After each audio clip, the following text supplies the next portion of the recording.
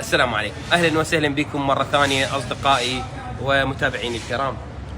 هذا الفيديو به كثير من اللمسات الحلوه داخل المطبخ. عاده ما نحتاج المبراشه، مو بس مرات الانسان يعني بس السيدات يستخدمن المبراشه حتى يحضرن المقبلات او يسرعن بتقشير الباذنجانه او البطاطا او اي شيء، لا حتى مرات الواحد يحب مثلا خياره، يريد يفد جوعه بسيطه وخياره، يحب الخياره انه يلبلبها يقشرها بسرعه.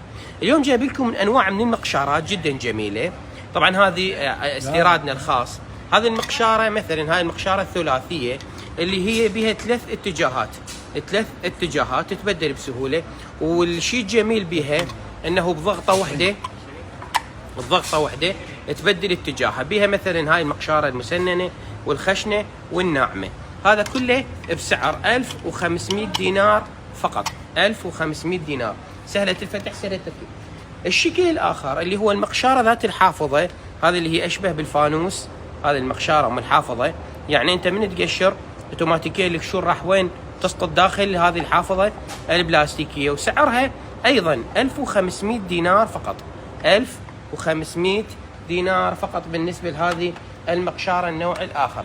عندنا مقشاره السمك، وما اكثر مرات بعض الاحيان مثلا ابونا او اخونا او صديقنا من يجيب سمك للبيت مثلا تحير به الام او تحير به، خاصه اذا ينسى يقشر السمك من السماك. لكن جابوا لنا هذه المقشاره الجميله السريعه. مرات حتى هذا ابو زريده، واحد يحب ياكل ابو زريده، احنا شو يسموه؟ مو ابو زريده نسميه؟ ابو زريده.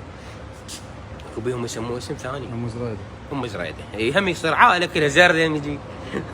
هذا اصدقائي طبعا شيء جميل وسريع، وسعرها 1500 دينار.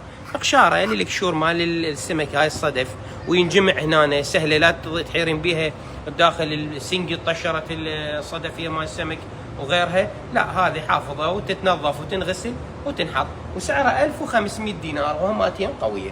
اذا اصدقائي هذه اليوم العروض اللي موجوده عندي من مقشارات الفواكه او مقشارات الخضار وصولا الى مقشاره السمك. كل هذا سعر القطعه 1500 دينار فقط. اذا 1500 دينار لكل قطعه من هذه القطع. شكرا لكم، ولا تنسوا الاعجاب بالفيديو ومتابعه الصفحه.